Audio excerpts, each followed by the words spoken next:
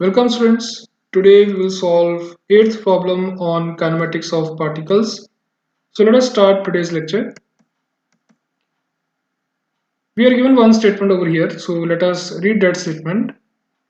A stone is thrown vertically up from the top of a tower with a certain initial velocity. It reaches ground in 5.64 seconds. A second stone thrown down from the same tower with the same initial velocity reaches ground in 3.6 seconds. Determine A part the height of the tower, B part the initial velocity of the stones. So we are given this situation. We have a tower, and from the top of that tower we have thrown one stone in upward direction with some initial velocity, and that stone takes 5.64 seconds to reach to the ground. And second stone is thrown in downward direction with same initial velocity, and it takes 3.6 seconds to reach to the ground. Now we are asked to find the height of the tower and initial velocity of these two stones. So let us first understand about the motion of first stone. So first stone is thrown in our direction, so it will reach to its maximum height first. At that point its velocity will become 0, and after that it will fall to the ground. And for this distance it is taking 5.64 seconds to reach to the ground. Now let us see the motion of the second stone. It is thrown from the top of the tower with some initial velocity, which is same as that of the first stone, and it will reach to the ground in 3.6 seconds.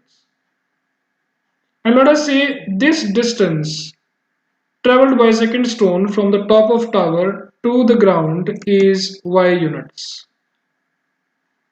Now let us understand the motion of first stone in detail. So over here we can divide the motion of this first stone in three parts. First part is from the top of tower to the maximum height attained. Second part is from the maximum height attained to the top of tower. Then from top of the tower to the ground. And in the question it is mentioned that both the stones are thrown with same initial velocity. It means second stone will take same time, that is 3.6 seconds, to cover the third distance, that is from the top of tower to the bottom of the tower or to the ground. And we know for these three distances the total time taken by first stone is 5.64 seconds. So if we will subtract this time from the total time, then we will get answer as 2.04 seconds. It means this time stone will take to cover these two distances. And if we will further divide it by 2, then we can say stone will take 1.02 seconds to cover one side distance. Now let us consider this distance of the stone. Let us see what values we know about this distance. So we are given that stone is thrown with some initial velocity, let us say that is u, and for this distance final velocity is v, that will be 0 because this is the maximum height attained, and time taken by the stone to cover this distance we have already found, that is 1.02 seconds. So we have final velocity v, we want to know initial velocity of the stone, and it is moving under the effect of acceleration due to gravity. We have acceleration also, and we have time also. It means we can apply the first equation, which is v is equal to u plus at, because the motion of the first stone is uniformly accelerated motion.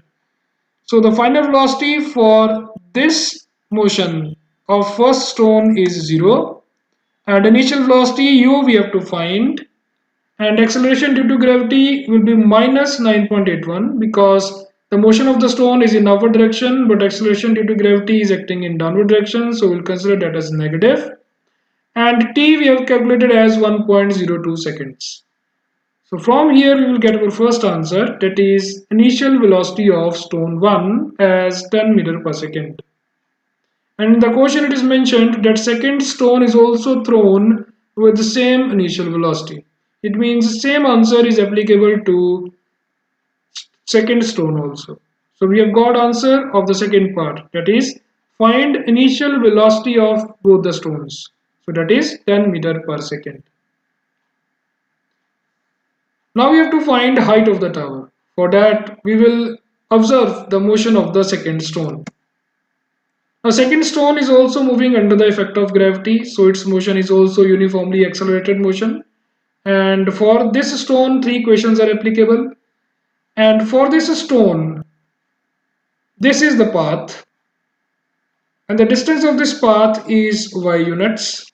And time taken by the stone is 3.6 seconds. So for this motion, we know its distance, that is y. We know the time taken. And we know acceleration due to gravity also, that is g. So we have distance, we know initial velocity, we have the value of acceleration due to gravity, and we have the value of t. And we have to find this unknown y. It means we can apply a second equation, that is y is equal to ut plus half at square. So we have to find y, that is the height of the tower. U is already known to us, that is 10 meter per second. A in this case will be positive g because acceleration due to gravity is acting in downward direction and stone is also moving in the same direction. And t is given to us as 3.6 seconds. So let us put these values. So our equation will be y is equal to 10 into 3.6 plus half into 9.81 into 3.6 square. So from here we will get our second answer, that is height of the tower is 99.5 meters. So I hope this answer is clear to you. Thank you very much.